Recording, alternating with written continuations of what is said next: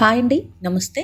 Welcome to my channel. నేను మీ శివప్రియ. మరి ఈ రోజు రెసిపీ వచ్చేసి ఇంట్లో గోధుమ పిండి ఉంటే చక్కగా స్నాక్స్ చేసి పెట్టేయచ్చండి. సూపర్‌గా ఉంటాయన్నమాట. మరి దీన్ని హైదరాబాదీ ఖజూర్ అంటారు. చాలా అంటే చాలా బాగుంటాయి. క్రిస్పీగా, క్రంచీగా భలే ఉంటాయన్నమాట. పిల్లలకు కానీ, పెద్దలకు కానీ భలే నచ్చుతాయి. చేసుకోవడం కూడా చాలా ఈజీ అన్నమాట. వీడియోని ఎక్కడ స్కిప్ చేయకుండా చూస్తే క్రంచీగా, క్రిస్పీగా ఈ స్వీట్ అనేది ఏ విధంగా తయారు చేసుకోవాలో మనం నేర్చేసుకోవచ్చు అనమాట. మరి నా వీడియో కనుక మీరు మరోసారి చూస్తున్నట్లయితే సబ్స్క్రైబ్ చేసుకోవడం మాత్రం మర్చిపోదు ఫ్రెండ్స్. ఇక లేట్ చేయకుండా రెసిపీలోకి వెళ్ళిపోదాం. ముందుగా ఒక బౌల్ తీసుకుందామండి. అందులో నేను 2 కప్పుల గోధుమ పిండితోటి చేస్తున్నాను. ఈ విధంగా జల్లించుకున్న గోధుమ పిండిని 2 కప్పులు తీసేసుకుందాము. తర్వాత ఇందులో మనము ఒక పావు కప్పు దాకా బొంబాయి రవ్వ వేస్తున్నానండి. మినిమం ఒక 3 స్పూన్స్ అనమాట. ఈ విధంగా వేసుకున్న తర్వాత ఒక 3 స్పూన్స్ నువ్వులు. మనం దీంట్లో కావాలంటే సోంపు కూడా యాడ్ చేసుకోవచ్చండి, బాగుంటుంది.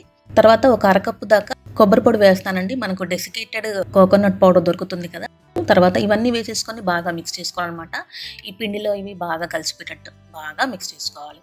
కరిగించి పెట్టుకున్న నెయ్యిని ఇందులో వేసుకోవాలన్నమాట. మరీ వేడిది కాదు, మరీ చల్లది కాకుండా గోరువెచ్చగా ఉంటే బాగుంటుందన్నమాట. ఈ విధంగా నెయ్యి అనేది వేసుకున్న తర్వాత బాగా మిక్స్ చేసుకోవాలి. పిండి అనేది చేతిలో వేసుకొని బాగా రవ్వలాగా చేసేసుకోవాలన్నమాట. చూసారండి, ఈ విధంగా రవ్వలాగా అయిపోయింది కదా. ఇప్పుడు మనం చేతిలో ముద్దలాగా చేసుకుంటే ఈ విధంగా ముద్ద అయిపోవాలన్నమాట. ఈ విధంగా అయితేనే పర్ఫెక్ట్ గా రెడీ అయిపోయినట్టు. ఒకవేళ ముద్ద కాకపోతే ఇంకొంచెం నెయ్యి వేసేసుకొని కలుపుకోవాలి.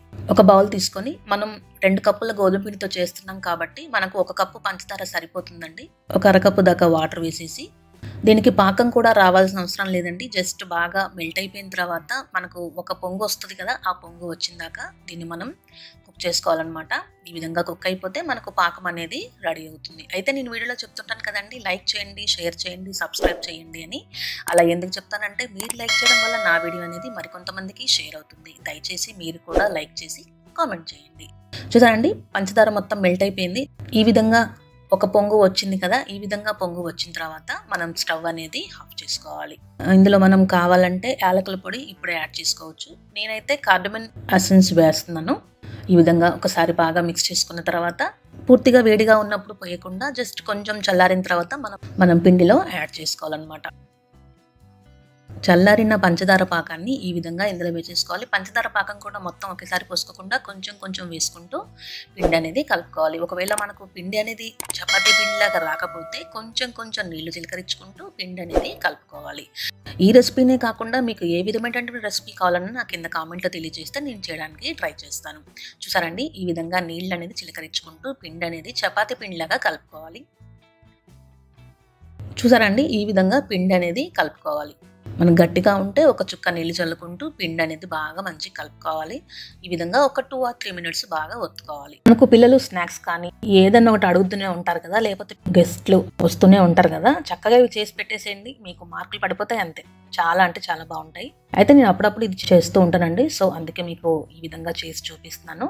ఈ విధంగా పిండి మొత్తం కలుపుకున్న తర్వాత అందులో ఒక భాగాన్ని తీసేసి మనం మామూలుగా రోల్ చేసుకోవాలన్నమాట. చపాతీ మనకు రోల్ చేసుకుంటాం కదా, ఈ విధంగా ముద్ద తీసుకొని ఈ విధంగా చేసేసుకోవాలన్నమాట. మనకు షేప్స్ కావాలంటే ఏ విధంగానైనా చేసుకోవచ్చు అండి. నేనైతే దీన్ని కొంచెం క్రాస్గా కట్ చేస్తున్నాను. మీరు కావాలంటే రౌండ్గా కూడా చేసుకోవచ్చు, క్రాస్గా చేసుకోవచ్చు, డైమండ్ షేప్లో కూడా చేసుకోవచ్చు అండి. యాజ్ యువర్ విష్, ఏ విధంగానైనా చేసుకోవచ్చు. నేను ఈ విధంగా కొంచెం క్రాస్గా కట్ చేస్తున్నాను.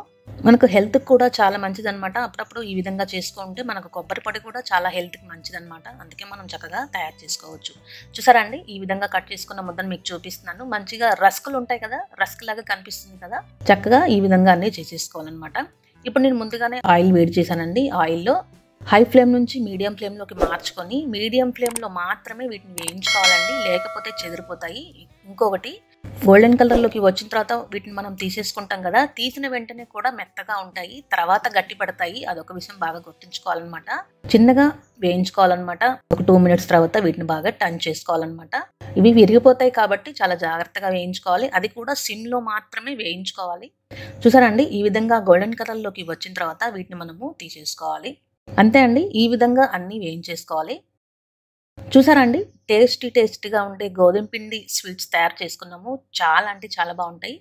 ఇది గోధుమ పిండి అంటే మనకు హెల్త్కి కూడా చాలా మంచిది కాబట్టి మీరు కూడా ట్రై చేయొచ్చు. ఇది మీరు తప్పకుండా ట్రై చేయాల్సిన రెసిపీ అనమాట.